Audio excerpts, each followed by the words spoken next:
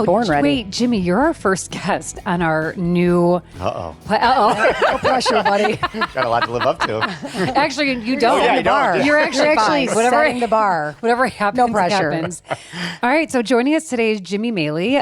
What I'm obsessed about this whole situation is that you're also a former SJC Wildcat. Yes. All right, so we go way back. Literally, we have the connection goes back to the days of Miss To Judy. the 90s. Did you have Miss Judy? No, I had Miss Heather. Oh, I remember Miss Heather. Heather. She Yeah. was really sweet. I loved her. Yeah, she was great. She's very different than Miss Judy. Yeah. They were Miss Judy was like a baby doll, but in a human form. She was she was like baby doll clown, and she taught me baton. That was she not taught a me not a bad clown. like just with rosy she was cheeks and a baby doll dress. So sweet. She was. She was wonderful. She did wear baby doll dresses. She dressed like a young lady. She was the OG Miss Lippy. Oh, yeah.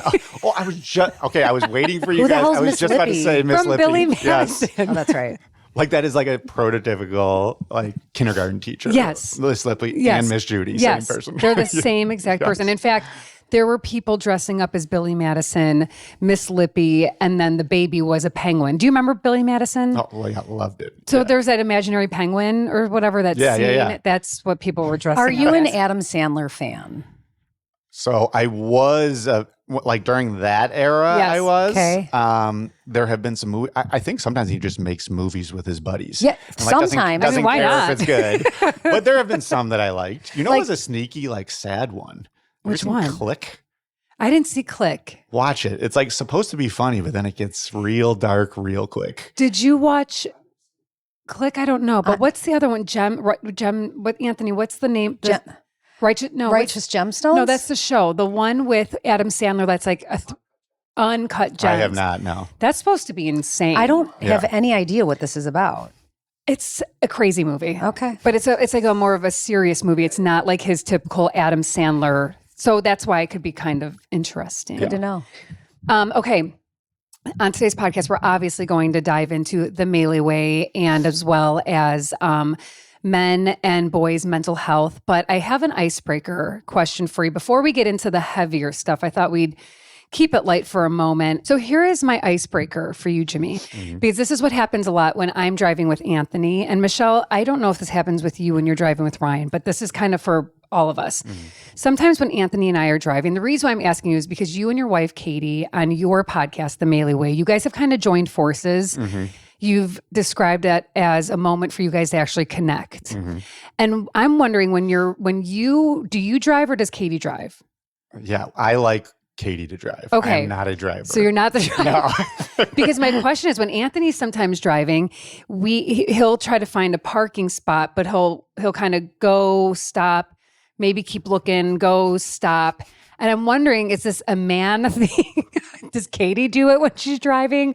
Or do you drive it and do this when you're driving? No, it's funny you mentioned this because this would probably be, we do the I love you butts. Yep. And this was going to be one of them. Katie will go in a parking lot. Okay. And like, Yeah, a lot of yeah, spaces. A lot of spaces. I park as far away so I don't come anywhere close to hitting anyone. So does Ryan. Yeah, I like to. And steps. Yeah, and I like to walk a little Yep, bit. Get that VO2 max. Yes. Katie will look for like that spot. Which one? The one that's super The close? perfect Like waiting spot. for someone to pull out. Oh, like yep. she'll like wait there. I'm like, well, why not just go to that Yeah. one? Yeah, even though it's there's a little plenty of farther. room. Yep. And it does frustrate Yep. me. It's something Same. her mother does as well. Oh, so it's like Yes. it's in her genes. It is, I Don't think, yeah. fall far. Yeah. Because sometimes Anthony, and he's right here off camera, and I love you, but sometimes he'll kind of do the same thing. So maybe it's just the prominent driver in the family. There will be a spot between two cars, and I'll watch as he debates, should he or shouldn't he take that spot between the cars? But then there are so many other spots to choose from. Now, then, do you just bite your tongue? I do a or couple you deep insert breaths. yourself. I do some deep breaths, and then we laugh about it. Sometimes I'm like, "Oh, good, you've decided the park." also don't want to get in too tight of a spot. Yep. You would just raw dog it. Oh, I raw dog it. Yep. So this is more than for Katie. Yeah. Katie's the one that makes these executive decisions while driving. She is more the driver. Like I do not like to drive. So you don't like to drive? Why? Does it give you Stress you out? anxiety? Maybe a little bit. I just would rather relax. Kind of Chill in love the this car. idea Well, of you just like he's chilling. got a chill Yeah. vibe. He's chilling. He's just chilling. I'm not chill, and Ryan would rather die than be a passenger in my car. In fact, he has described it basically as feeling like he's having a near-death experience. I think we should actually do what's that show? It's Jerry Seinfeld, like driving in cars with Jerry. I think we should get Jimmy in the passenger seat while you drive And maybe- see what happens to him. Let's just gauge where we are mentally after being in the backseat of my Not going car. to be good. So We all have our strengths. we all do. It's I not never said for driving you. was mine. Yeah, and I guess I'm talking about, we're going to be talking about like redefining masculinity. Yes. But like I feel like Katie in certain regards is the more masculine. Like she does the handiwork. Yeah. I am horrible. My dad was not Kind good of with badass. it. She's a Driving, badass. she does that. She does a lot of that type of stuff, which I'm not good at, and I don't want to really do it. Yeah, you're like, She it's does- cool. You got She does this. a great job with it. So that's She kinda how it does works. seem kind of like, I wish she was here. I wish we had I Love You Bud, Yeah. the sister project, Next and time, Jimmy. Okay, before we move into our hot topic, Jimmy, I'm wondering, because we have talked about this at great length, church bangers. Mm-hmm. And as former SJC students, all of us, and for all the Wildcats out there, or any Catholic school goer, they might be intrigued by this question. I'm wondering, what is your favorite church hymn that we used to resurrect during our days at St. John of the Cross? I have a couple, but I think Gentle Woman Beautiful. with the What echoes. is it? Yes, it's the echoes. May crowning. Remember? Do you guys remember Yes. May crowning? We Yeah, would loved it. echo one another and Brown Mary. Woman. Oh, here we go. Nope, I won't get into I it. do like On Eagle's Wings, but that is So more good. like a sad one. Like Yeah, it it's a reminds little me of sad. like my mom and like people who have died. But Did you guys sing that at your mom's funeral? yes. Okay, And I think so we it's- sang that at Katie's dad's funeral Yeah, as well. So It's a heavy one. Yeah. Was your mom's funeral at SJC? it was actually at St. She went to St. Cletus. Oh, she did. So we did it at St. Cletus. Okay. Yeah. So Eagle's Wings and Gentle Woman, those are two really good picks, Jimmy. There are two popular church bangers that I feel like when we talk about this with others, those They are get into it. Eagles Do Wings. you want to sing one? Today's your want Are lucky you a day. tenor or a bass? I don't. Which one would he be? Do you think? I think bass. I don't know. Lower range. Lower range. Lower range. All right. Now that we've warmed up a little bit, let's take a moment, a little ad break while we thank our sponsor before we get into our hot topic. Our sponsor and our thank you goes out to Let It Be Us. Michelle and I partnered with them a few weeks back, and a little blip about who they are and what they're doing. A quick shout out to our friends over at Let It Be Us. It's a nonprofit dedicating to changing the landscape of foster care and adoption here in Illinois. And they're connecting kids with loving families and bringing hope where it's needed most. We love what Let It Be Us is doing. And for anyone out there wanting to learn more about fostering or anything that involves adoption and foster children, or how you can help them, even if it's not by fostering a child directly, you want to go to letitbeus.org. You can get involved by donating to their toy drive, or you can go to Candy Cottage for a Cause. It's a gingerbread holiday fundraiser for foster care and adoption. Now, if you go to the show notes, you will find letitbeus.org. They're linked to their website. Get in on it, snoop around, and thank you, Let It Be Us, for sponsoring Cozy Conversations with the Sister Project. Well done. Thank you. Welcome. Thank you, you guys. Bringing it back to Jimmy Maley. Now, Michelle was busting my balls. She's like, aren't we going to introduce our special guest? Yeah. And now the time has come. Oh, I was so worried. I know, I can tell I you was were like, worried. You got to tell everybody who this is. So besides being a former SJC Wildcat and student with all of us, Jimmy, your story has impacted, I mean, dare I say thousands? Because you've hope been, so, yeah, I I think think so. so. Many people. You in your life had experienced severe depression while in college. Mhm. And I'm going to let you take this off in just a moment so you can tell us a little bit more about your experience. But you have been, is it sharing selfishly? Selfishly. Yes, sharing That's what I'm selfishly. wearing a Maley Way. And sharing selfishly to get your message out to all students, but really focusing on men and boys' mental health, impacting, like I said, thousands, and it'll only grow more from there because you decided to not just take your experience and work on it and work on yourself, but you are using it to tell your story and empower others to also get the help they need to talk about their mental health. And not only do you do that by your public speaking, but also as a teacher and just as a human, you open up yourself and hold space for others. And with that was born the Maley Way, your podcast, which is newer than your public speaking. The podcast. I've been public speaking for a couple of years, Which I didn't even know that. You know, our friends over at Vintage Charm and Four Sons Mercantile, the Elodis, they tuned us into what you were doing. And that was just in April. Yeah. So we didn't even know collectively that you were going on public speaking. Like a circuit. Yeah, You're like on a circuit. You're a circuit. I am on a circuit, You're yeah. on a speaking circuit. Yes. So I'm going to pass the baton to you, let you do all the talking. Can you share about this journey that you went on, your experience back in college, and how you got to be sitting here and what you're doing with your life at this moment? Yeah. So I think what's interesting about my story is, and there's going to be some things that I'm going to say, and I say this when I speak, that sounds like I'm like bragging or saying stuff, but like I was a good basketball player. Like that was what my thing. I wasn't great, I was good. And I ended up, having a lot of opportunities to play at different colleges and ultimately chose to go to Northwestern. And it was there where things were going well. I think that's the misconception that people have about depression, is that there has to be some sort of trauma or there's this or that, which certainly is the case. But for me, like I was accomplishing my dream. Like I was starting in the Big Ten as a freshman and playing well. I was doing well in school. And then all of a sudden this thing just kind of hit me where, I was sleeping all the time. Like I could not wake up, couldn't get out of bed, sleeping 16 hours a day. I was kind of snapping on people. How old were you? I was 18. 18, Okay. freshman in college. So I was like snapping on, teammates, kind of being a little bit of a dick to the coach, which wasn't me. I was like a really shy kid, like wouldn't say anything. Can I interrupt and ask a question? Were you at that time, were you thinking, am I exhausted because I'm being pushed physically to the limits like I've never had before? Were you confused by where that was, why you were feeling that way at that point? Yeah, part of me was thinking, and this probably played into it, but like picture this, like I'm 230 now. Same height. I love that you're willing to give your weight. Yeah, same height. At that time, I was 165 pounds. Wow. So I don't know if you can imagine, that's probably like the skinniest player ever to play in the Big Ten college basketball. So like I thought it was like I'm leaning up against these big guys every single day. I'm having to expend all this energy that they're not having to expend. Totally. And part of it probably was that.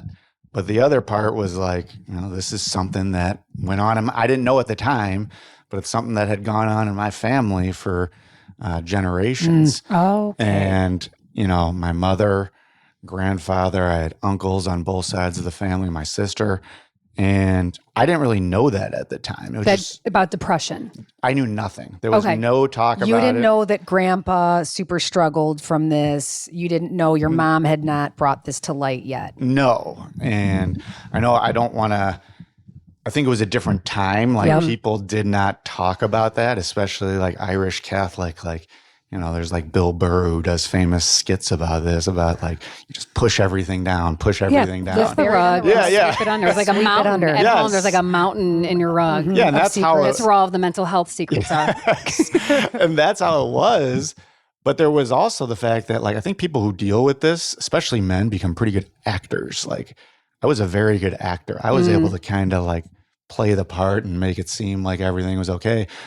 Mainly because I didn't know what the hell was going on. And then I started having all these irrational thoughts. And at this time, it wasn't like the suicidal thoughts, but it was like the thoughts of like harm. Like I remember before we played in Michigan, I talk about this when I present, I'm like sitting there shaking in my dorm room and like kind of like crying, shaking. And I'm thinking to myself over and over again, I want to go and tear both of my ACLs so I never have to play basketball again. And like, that's illogical. That doesn't make any sense. But what I tell people is that is what depression can do to you. It can make you think and do things that in your right mind, you'd obviously never think about doing. And it got worse and worse. And I like went in and I told my coach I quit. And to his credit, like this was 20 years ago, Bill Carmody, he called me in and he's like, I think you're going through something called depression. Wow. And so I don't know if I don't want to out him. I don't know if he had dealt with it. He has something in his family, but he did tell me about a former player of his. And he's like, you look exactly like him. You're saying exactly the same things. Like, trust me, you got to go get help. But here's the message that I had as someone being naive. All I heard him saying was, you're not mentally tough. And that bothered me a lot because I felt at that time I was I was 165 pounds and I'm able to play. I damn sure wasn't physically tough. I can tell you that. But mental toughness I had. And of course, that's not what he was saying, but like my mind, that's what he was saying. And I got up to walk out. And when I got up to walk out, he goes, there's going to be a day in your life where you realize I was right. And he was right. And as I closed the door, he goes, and this, even at the time, I thought this was pretty funny. He goes, I guess you're just a stubborn Irishman. And, and even at the time, I was like, you're like, maybe I am. Well, I think that's what it is, especially for athletes, is like my stubbornness got me to that point. My stubbornness allowed me to become a good athlete when I didn't have the physical gifts. My stubbornness allowed me to be a good student when I don't think I was naturally that smart. I just like kind of outworked. And that stubbornness caused me not to get help for a long time until my mom finally shared her story with me. So your coach was kind of the whistleblower. Yes. Okay. And he shared the word depression with you.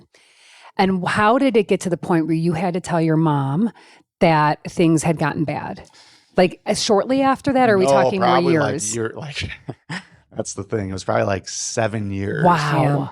Wow. So in between your coach and you talking to your mom, you never got any help? Never. Wow. You stayed on the team. You didn't quit. No, Did you quit that day? I quit that was that it. day, walked out, and I never played basketball again. Oh, wow. That's really quite a move. Quite a story. So then I went to Holy Cross out on the East Coast, and I go there, and things went pretty well. So I just was like, you know what? See, it was basketball. That's the issue. But it wasn't until like I started teaching. I'm working in the inner city at a Southside high school, Kenwood, and all those same things start coming back. Instead of not or sleeping too much, I couldn't sleep at all. It was up to like 3 a.m.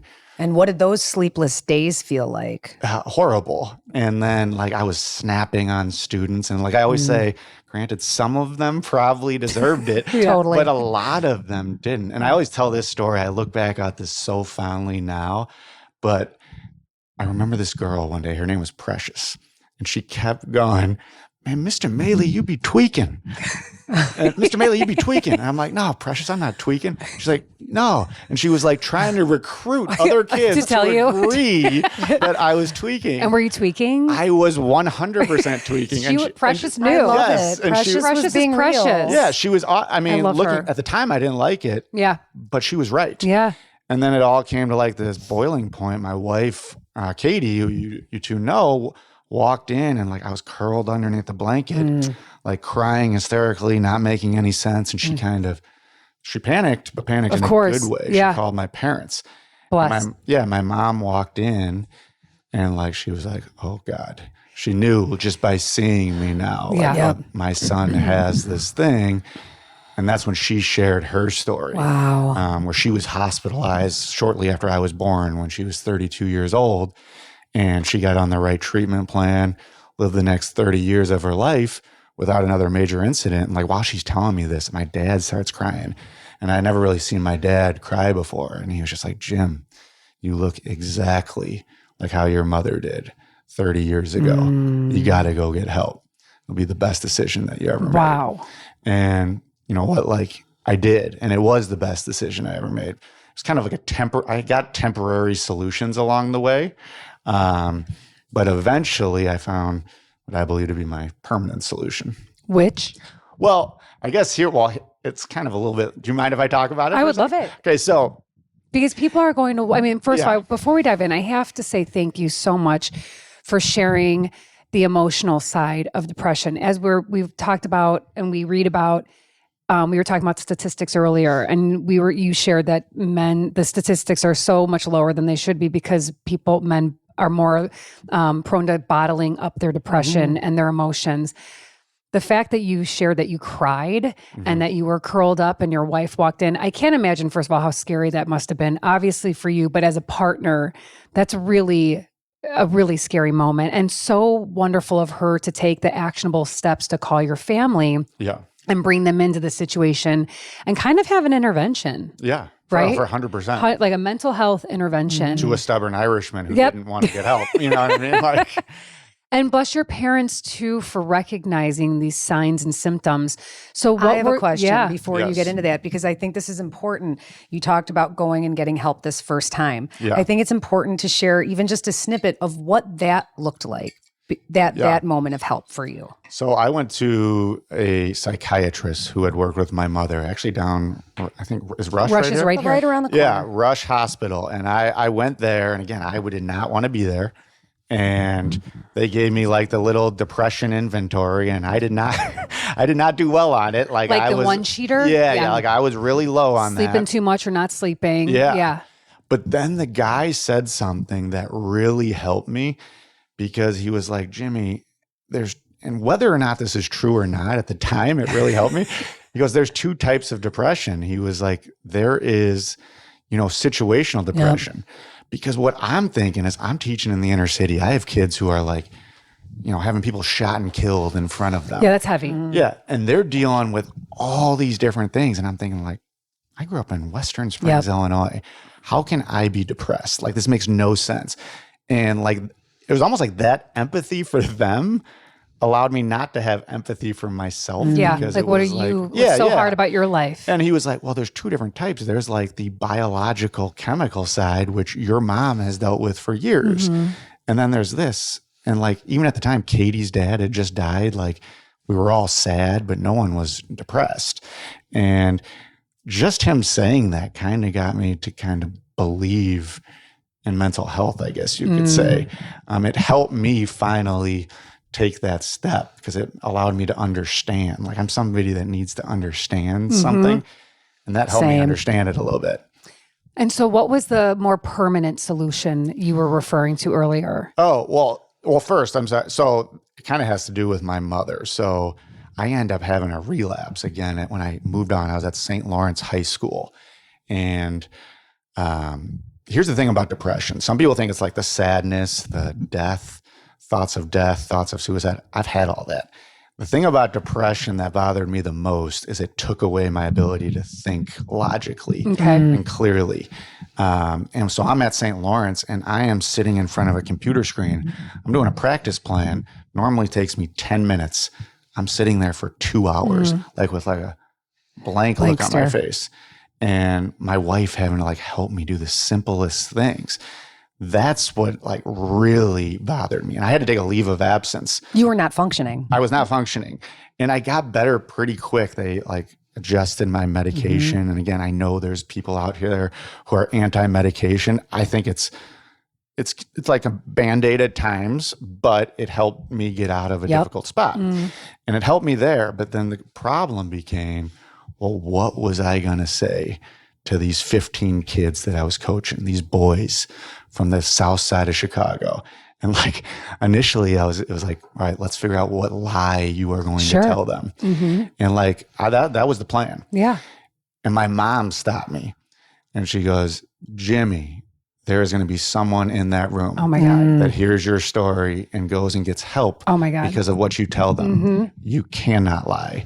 And as always, she was right.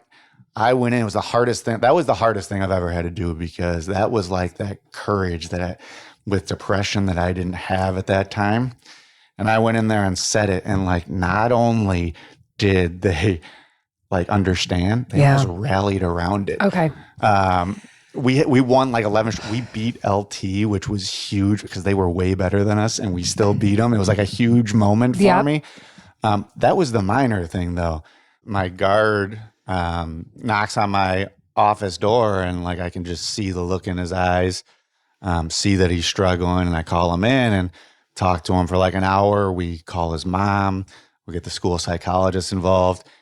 And he ends up getting the help he needs and ends up like playing for us later that year. And I always think about like, would that have happened if my mom didn't convince me to share my story? Like maybe, but I would think probably not, more likely. I don't think it would have. Yes. I don't think so either.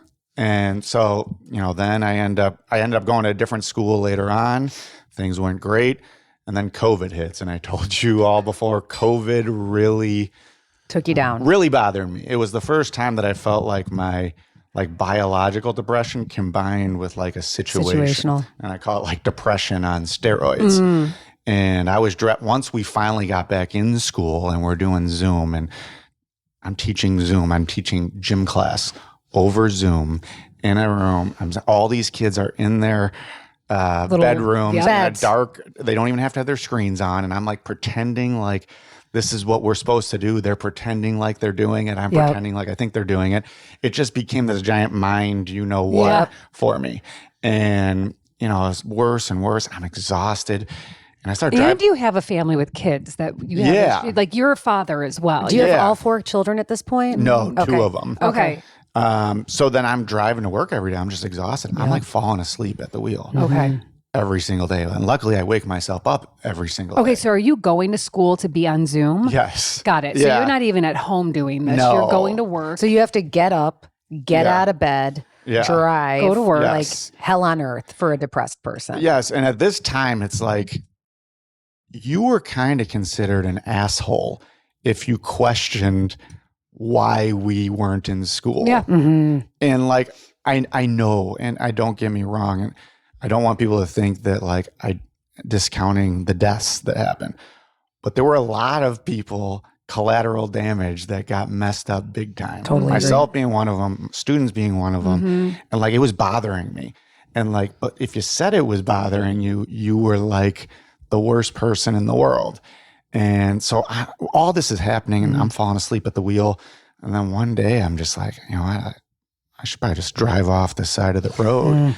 And I start like having those thoughts, which was the first time I was going to ask you that. Is this the first time you went to that degree? Yeah. Which the technical term for that is suicidology. Yes. Yeah. Yes. And I was like, sometimes I would like close my eyes and like be driving. And then luckily I would like come to my senses a little bit, but I told Katie, and that's when she was like, screw this, like called my dad over. We need to find the permanent one. Like you had found all these temporary solutions.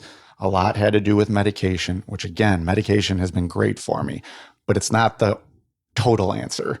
And so I was hospitalized and I went to Hinsdale Hospital during COVID. It was horrible.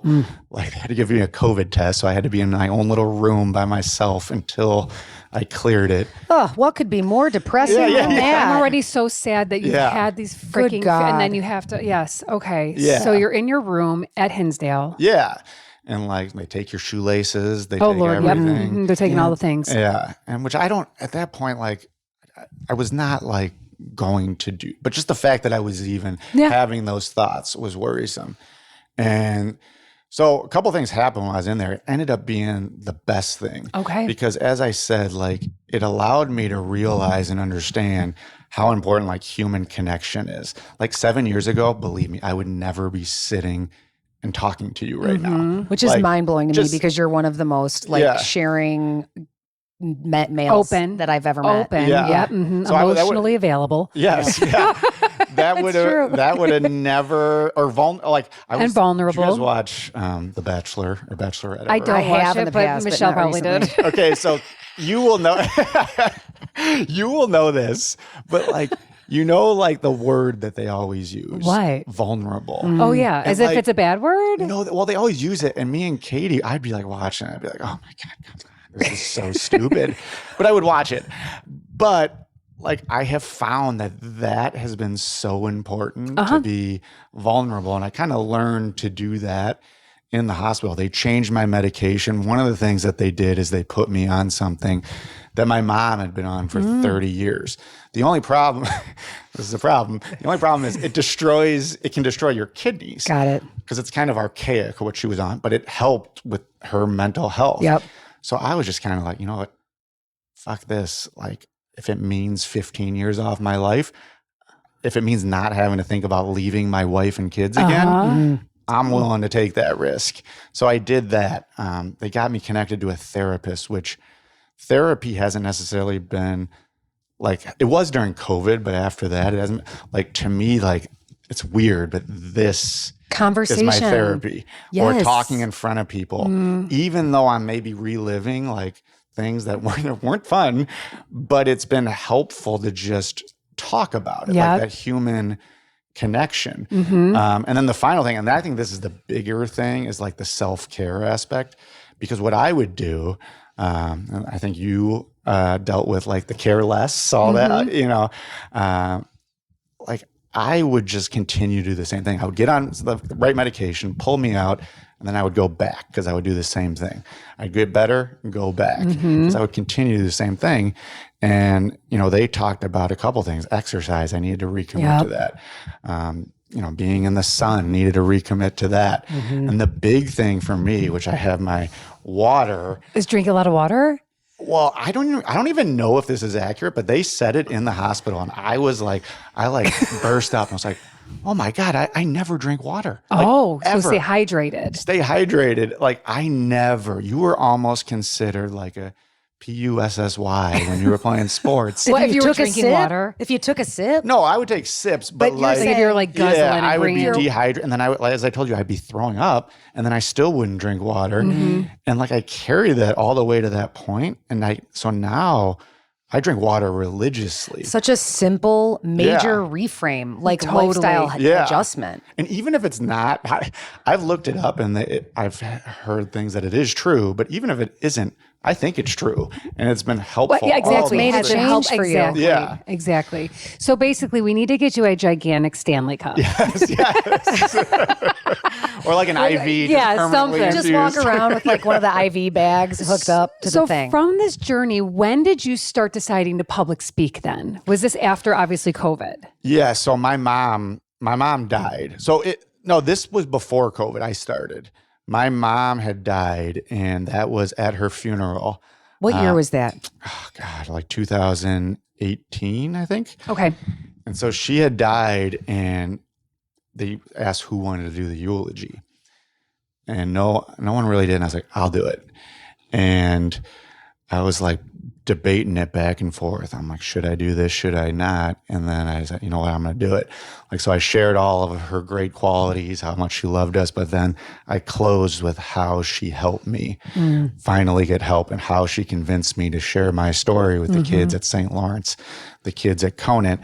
And after I did it, we talk about, me and my wife talk about, like, we thought we knew no one with mental health issues. After that moment, Everyone. I knew a ton of people. so many. And they were all contacting me. So then I spoke at Conant for the first time. Wow. And the same thing. It was like, boom. And one of the reasons why I did it, and I think the social workers, they wouldn't like me to say this at the time, but now they were going to do a presentation. And I had seen the presentation before, but it was just like, you know, your generic presentation. And I was kind of like, you know what? Screw this. I'm going to ask if they'll let me talk. And I got up there and kind of did what I'm doing right now. And it was no disrespect. Like, I've seen the social workers in action. One, I'm amazing. I've seen them in action. But like, for this to like spread awareness, I think you need a story. You need a Yes. story behind it. Yes. And Not just a PowerPoint. not just a PowerPoint. And it's been very helpful for our students. I think even our staff, like the guys I work with, like they kind of understand, like, and we joke around now about, like, they'll say stuff that I probably shouldn't repeat on camera, but like that, like, makes me feel good that they know that they can joke around about it. And when I laugh about it, they know that I'm like doing okay with it. So I think it's been so helpful, but then COVID hit and it kind of set me back a little bit.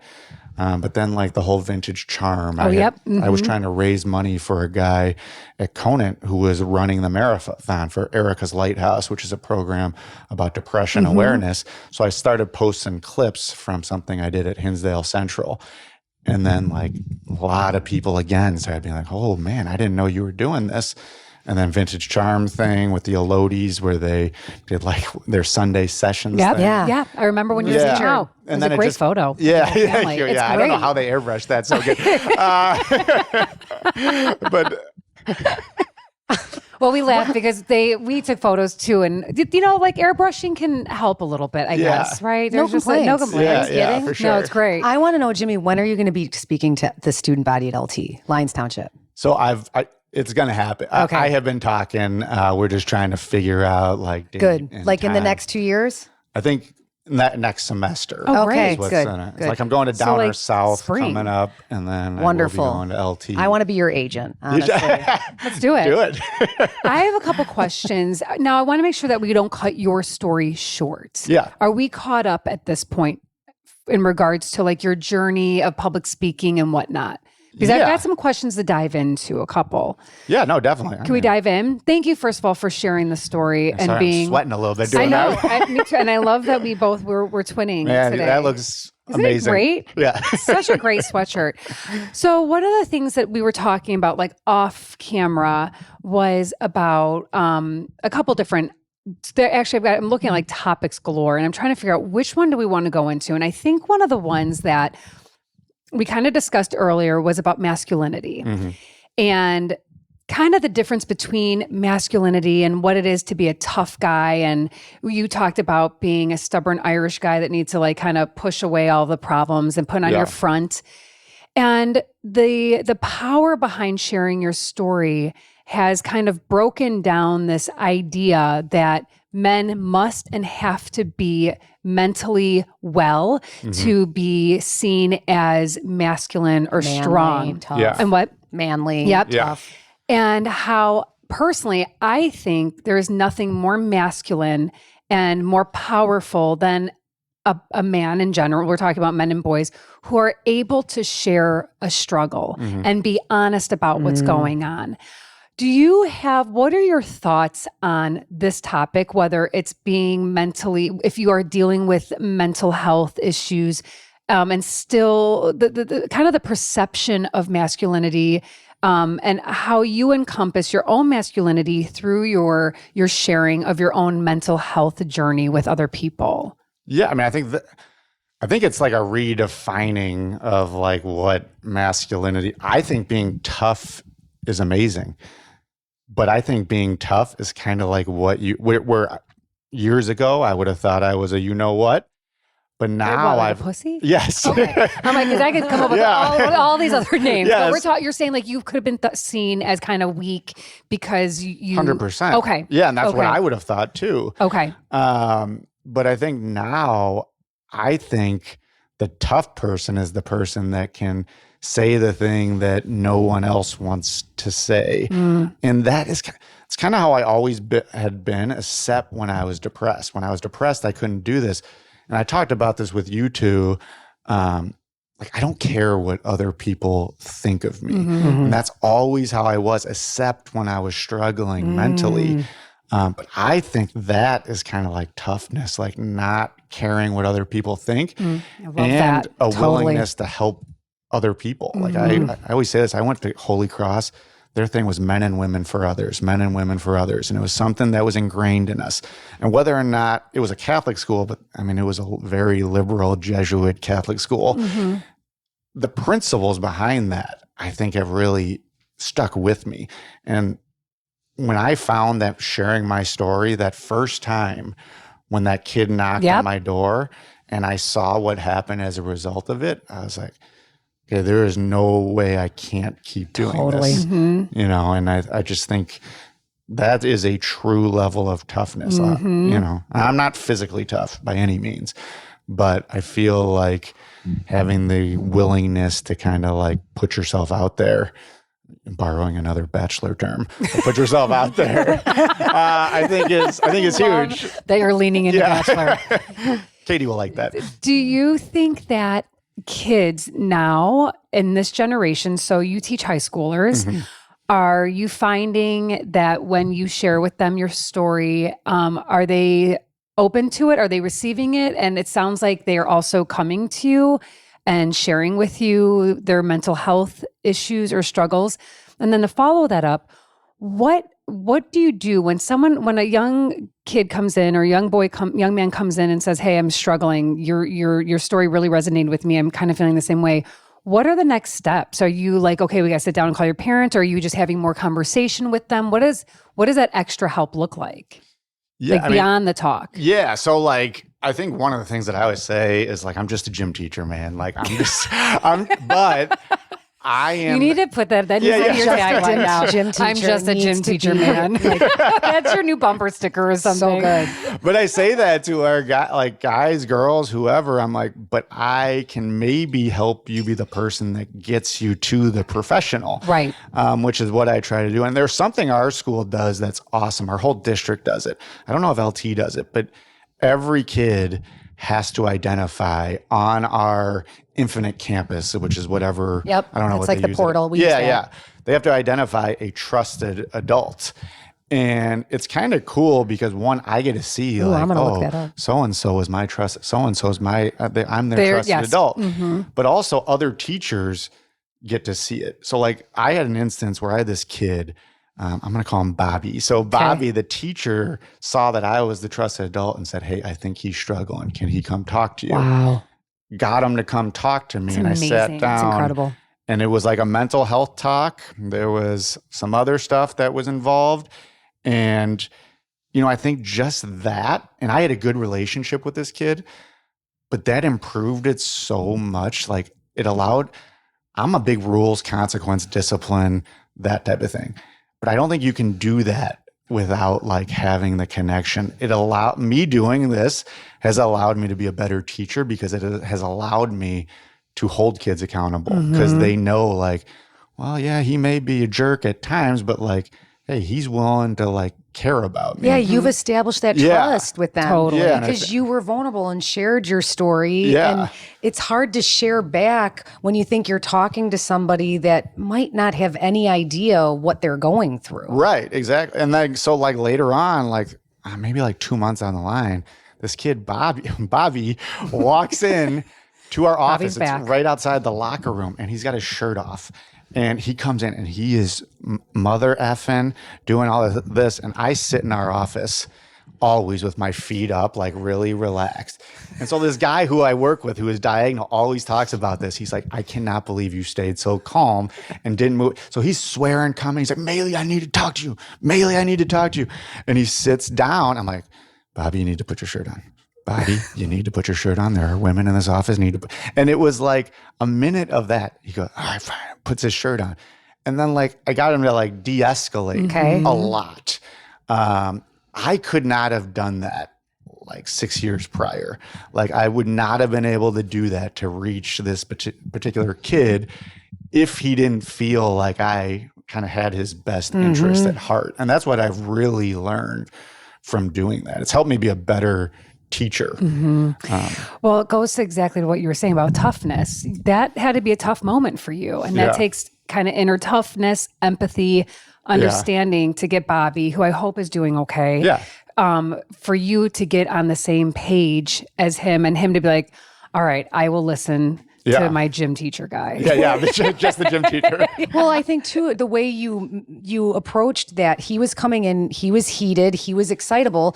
I think the masculine, manly-ish stereotypical approach would maybe be to meet him at that. Yeah, like level. almost butt heads. And you know what I'm saying? And that's just not going, that situation would not have succeeded had it not been met with a more calm approach. I don't know, But at the same time, like I was able to be hard on that particular kids at other times where I like kind of went off on him, but like he knew it was like because I had already established where in the past I might have just come in guns a-blazing right away without even knowing a kid. It's been helpful to get to know the kid a little bit more by sharing my thing.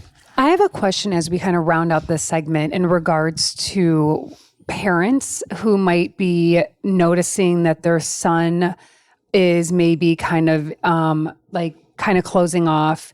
Are there any, or maybe they're like, something's going on with little Bobby. He's not seeming like himself. If someone tuning in is worried about their son or even a man in their life, maybe it's their husband or partner or dad, whatever, whoever it might be, brother, uncle, what is there a good way? I love how Katie approached the situation. Is there a good way to approach or how is the best way, would you say, for someone to acknowledge and say like, hey, I see that you're struggling. What is your recommendation as someone who has suffered from mental health issues? How can a loved one support them and show up for them and maybe even approach them for the first time about it? Yeah, I mean, I think the one kind of when we talk about vulnerability and like a mentor, and it doesn't have to, not everybody's going to have a good mental health story to like, reach a kid, but you might have something else like a mistake that you made or a difficulty, a learning disability, this or that often people might keep private and to themselves. Love this. It's a great Maybe piece of advice. if you kind of share that, I just have felt that really opens people up a little bit. Yes, sharing about share something about struggle. yourself and to get them to feel okay to maybe share about themselves. That's a wonderful piece of advice. Yeah. You've cracked the code. Well, I don't know about that, No, but I mean, like that's serious. Like, have you ever thought about, you're speaking to the masses, which is amazing. And I feel like this topic needs a megaphone and it needs to be blasted out into the universe. But have you ever considered like creating like a mentoring program and working with young men and old, teen boys that could, that don't have this role model in their life, like a mentor or like match people up with mentors or something, a trusted individual? Yeah, I don't know. I mean, I feel like I don't know. I feel like doing it at I've thought about like going back to school, but like, I don't want to do more school. I just don't like, I don't know. I just don't, I feel like I've learned different things that I never would have learned through school, in the classroom, experience. Life experience. Yeah, or even like my struggle and any struggle that you all have gone through. And I know you had your thing, you've had stuff going on. The fact that I almost look back now, and I'm wondering, I guess I'm turning a question on you. I look back now and I'm glad like stuff happened 100%. because I would not have been able to have any impact. My ceiling was probably playing basketball in Europe or something. If I would have kept playing as a coach, I was okay. But like this, I feel like I have the ability to impact, but I wouldn't be able to do it if I hadn't had that stuff happen. Totally. So I almost look back on it like happily. Yeah, there's gratitude. Yeah. When we were on the Maley Way, we shared same kind of thing, that with our mom having dementia, postpartum anxiety, burnout, massive anxiety because of her caregiving duties and being a mom. When you share something that's difficult, it's surprising, but also not surprising how many people write in or call in and say, oh my God, I've been having crazy intrusive postpartum thoughts as well. Like when I realized what I was going through was not abnormal, I felt so much better, but also annoyed and pissed off. Like, why didn't anyone tell me this earlier? Yeah, right. Maybe, I don't know if you felt the same way. Like, why didn't anyone share any of this intel earlier? It could have been a little helpful. You know what? For me, with my thing, no, because I understood that I was a tough nut to crack. Yeah. Like, you probably couldn't see it. And that's why, we'll talk, I guess we're going to talk about Bruce Springsteen's thing. Yeah. But like, can I talk about it now? Well, let's roll into it. Roll into it. Well, first of all, as we do that, actually, as we do our last segment, let me thank our sponsor who is sponsoring our Reading, Watching, Listening to. And that goes out to our girl, Lizzie Selly. Our girl. One of the best artists in town. And we have many artists in LaGrange. So I shouldn't play favorites. But we are. But you're a paying customer. Can I make that joke? Client. Lizzie Selly's sponsoring our portion of Reading, Watching, and Listening to here with Jimmy Maley today. And if you need, want, desire more art, more color, more joy in your life, Or just seeking inspo. Call up Lizzie. You want to first follow her at LizzieSelly_studio on Instagram, and then head to her website at LizzieSellyStudio.com. Shop small this holiday season. Shop local. There are so many amazing artists that she works with as well. And she's got really awesome holiday events coming up in the near future. So be sure to check those out as well. And be sure to tell her that the Sister Project sent her. Yeah, sent ya. be sure to do that as well. Don't fuck it up. Don't fuck it up. Okay.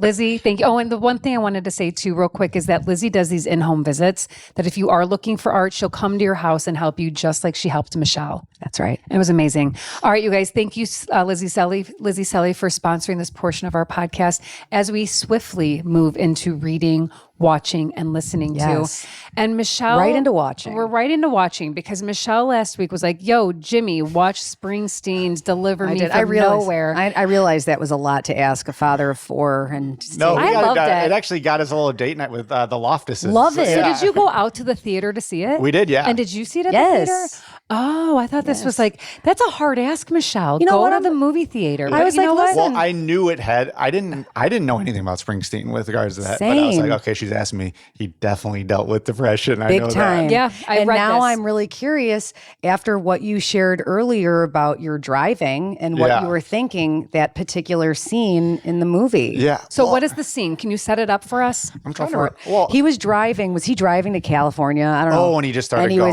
was yes. speeding, and he didn't say it, but you were watching a person who was spiraling, and it was understood that there was a moment where you thought maybe he was going to drive himself into a cliff or wall or something. off a cliff or something. Okay. Right? Did you get that? Yeah. Well, see, I guess the thing about the movie, one, I became a bigger Bruce. If I find out a guy dealt with depression, You're like, that's he's my the guy. guy. Yep, So like, yep. Well, but has he openly talked about it? he wrote something, I Or maybe think. his songs depict His whole it? album. Yeah. No, what was that album Is it called? Deliver Me to Nowhere?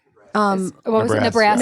Nebraska. Okay. Nebraska was Yeah. written during a really dark time in his life. But here's the issue that I had with the movie. Let's hear it. and Oh my God, I can't wait to think- hear this. I think the issue a lot of people had was that it focused not enough on like his whole life and just one.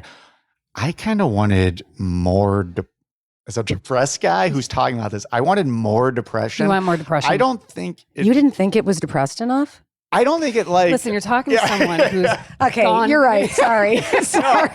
I, Because I mean, there were a lot of scenes where he was in his bedroom. I know, but like I thought it didn't. I don't know. It didn't, I hit just, the didn't nail on the connect. head, or it didn't like because I read. Then I later read about, and this caused like a 15-minute conversation with me and the Loftuses and Katie. And Dan Loftus kind of agreed with He me. did, okay. He was like, I don't think it, but it clearly showed like what depression is in a way. Like, because what I read about it, like they said he was like in his bedroom and wouldn't get out of bed for like I don't think they No, that did delved. not translate for and sure. I just don't. And part of it though is I think there was probably maybe a reason for that. Like maybe if they were trying to show how at that time a man could not like articulate what was going interesting. on, then I go back to liking the movie. And Yeah. that's what the message was. But I kind of wanted like more of an example of like what he was going Fair. through in a way. Fair. I don't know. It was, I have a random question for you. yeah. Do you watch movies regularly? Like, No, not even. I used to, but now TV more. okay, well, or it could be TV. Do you have a movie or a television show that you think depicted mental health in men or depression in men like really well and relatable? And that's on the spot, so I apologize. And you can. I think you write ever in watched later. Shrinking? Yes. Oh, you loved Shrinking. How much did you love that? I love the African American girl. Who is it? Worship She's them. she's like my crush girl. She's your like, girl crush. She's your yes. hall pass. She's tall, but she's also hilarious. Hilarious. Jessica Williams. I don't Yep, know. that's her. Yeah. Oh, she's beautiful. Oh, I know who she And is. Yep. Jason Segal. Oh my. And Well, he's great. Harrison Ford and their Yes. trio. I just think that is a great show because they bring comedy into it too. Like that's why I like listening to you all because like, 'Cause we're you will- crazy? you will talk about serious stuff, but Yeah. then you'll also like interject with like humor or you'll make fun of yourselves Yep. or like make fun of like a bad thing that happened. yep. I just think that resonates with people. Totally. I think it's also like it's like a barrier breaker. Yes. You know, it's like one of those things where when you share like your hardship, but also can make light of Yeah. a hardship. I think that brings down walls, and that Mhm. opens up for a deeper conversation where a person who might normally be closed might. I find myself in conversations with strangers, with people. I think They that being gravitate towards you. self-deprecating and kind of not being afraid to like make light of things. People have said things to me and said to me, followed up with, "Gosh, I've never shared this with anyone before," and it could be Yeah. like a stranger on a I train. love that about you. Yeah. It's a gift. It is. People You just know? grab. And I'm the like, best well, part about she's- Michelle, she's going to give them all the time of the day. I had a friend that I used to ride on the train with that was like, "Oh my God, here we go again. She's got to talk to row A through Z before we're sitting got over appointments. here." Good God. Well, like, yeah, and I would be able to talk, like, let's say you were my psychiatrist Okay. or therapist. Oh, I we'd would get a lot of work done. Yeah, I would be able to, but like I had this guy Mike Fisher on who went to LT Yes. with me, and his brother Rob, who you might remember have Rob. known. And he was talking about how he went to a therapist, and he's like, at first it was I had this one, and they were like, he's like they were wearing like this sweater vest, and they had like on the, and he's like, I couldn't talk to them, Couldn't connect. But then I had this other guy who was like throwing jokes in, maybe swearing, saying Mm-hmm. stuff like. That person helped me. And I do think that there is an element to that. I 100% agree. Yeah. Well, like shopping around for the right Yes, therapist. yeah. Well, it's work. I think that also that experience too, and I say this to a lot of people, is sometimes you go and you meet your therapist and you got to give it a shot. Even if that guy's wearing that weird ass sweater that is something you'd never wear, and you feel like I say like 3 weeks, 4 weeks, you got to You gotta put the give it a work shot. in, but it's okay to know when to quit that person and find someone Yeah. else. It's not easy. It takes work, but there is something to like putting the effort into developing the relationship. Also, if your therapist that you want to break up with is a really good one and you tell them this isn't working, if they're awesome, they will give you names that might be good for they might be Yep. like, I know you now and here's a perfect fit. Yep. Yeah. I used to see a man, not a gentleman, gonna say, Santa? not a gentleman caller, but a therapist who, no, his name was Steve, I know. Dr. You're Steve, pointing and to your socks 'cause he he had wore wacky socks. funny socks. And I think that was his way of- Icebreaker. yeah, because I'd walk in, I'd sit down and I'd look at his socks. I'm like, oh, penguins today? Cool, Steve. So yeah, my mom's still got dementia and it's not going great, Steve. Yeah. But as we wrap things up, a question that I had for you, and I think it's just as important as the one in regards to how can a partner or a loved one approach someone?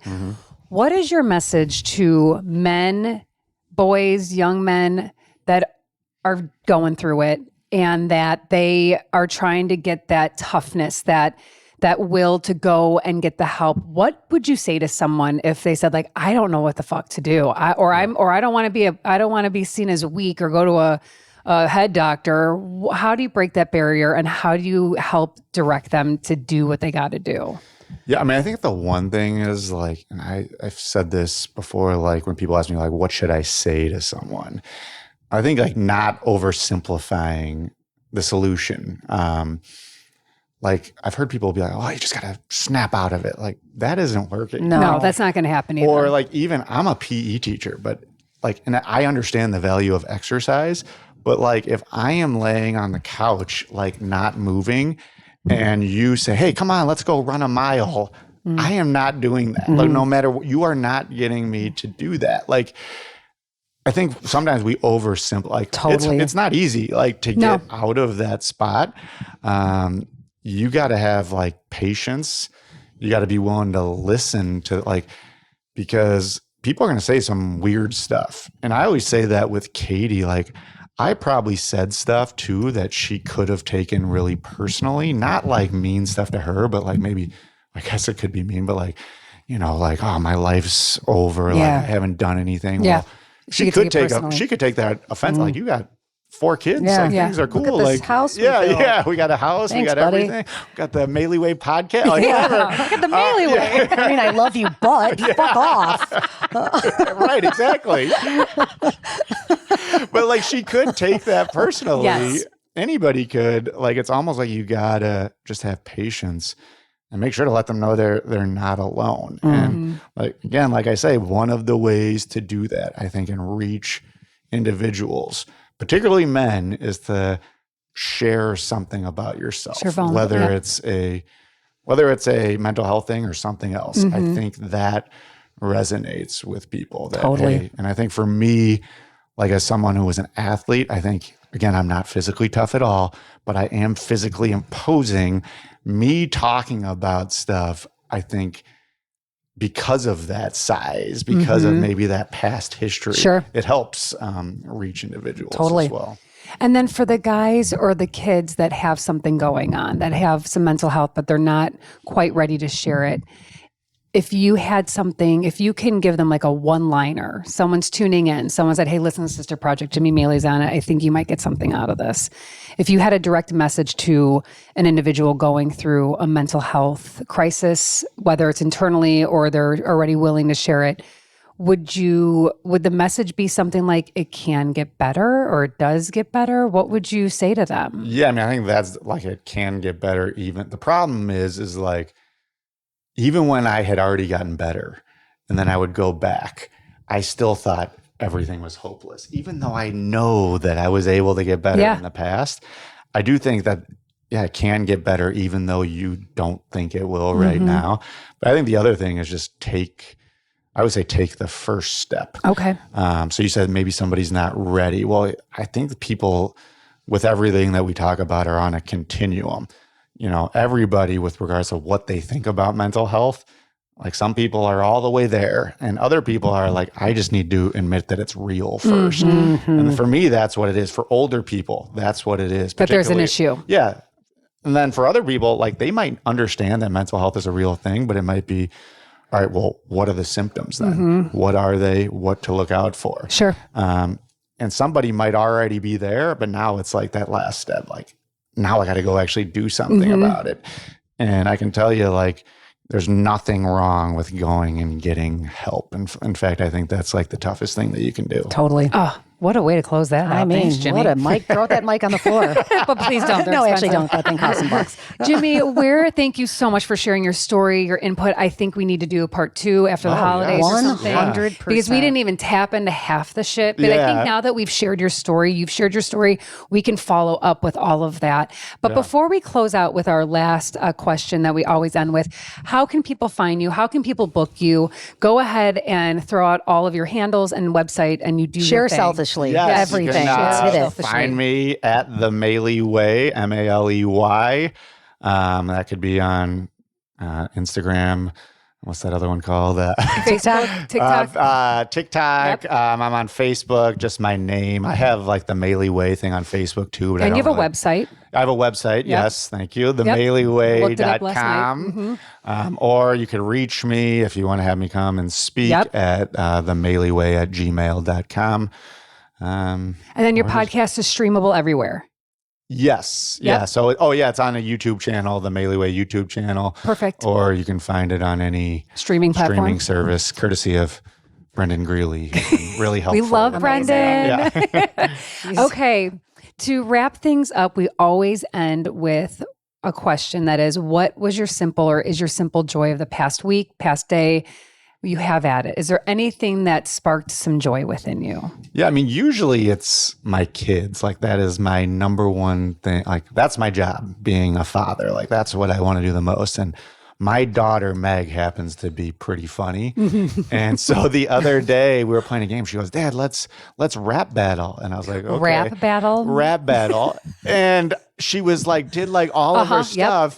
And her first line ended the rap battle. She goes, nobody listens to your podcast Oh my God. because it's no good. And like, I was like you're crying. talking Katie, smack. yes, Katie was laughing. And then my son Patty's like, who's 3, is like, I'm going to stick up the middle finger. He didn't actually do it. You guys had a rap battle and she talked shit to you. Hilarious. Yeah, went after me hard. It ended. And it filled you with joy. Oh my God, I thought it was hysterical. And she's your love only that. girl? She's my only And girl, but she she will is like the deliver. funny. Yeah, she's she funny. will deliver the honesty. In my Yes. experience, I find the little ladies, they really know how to pack Oh, a yeah. punch About with their it. Yeah. opinions. 3-year-old and she's Yeah. ready Yep. to just kill Buckle me. I up, love guys. her. Oh my God, buckle up. Jimmy, thank you so much for Fantastic. joining Thank us. you This for was having me. such a thrill. And I'm so glad after all of these years, SJC Wildcats still unite. Come Yes, together. exactly. All right, you guys, thank you for joining us, Whiffs. And as always, Stay cozy, whiffs.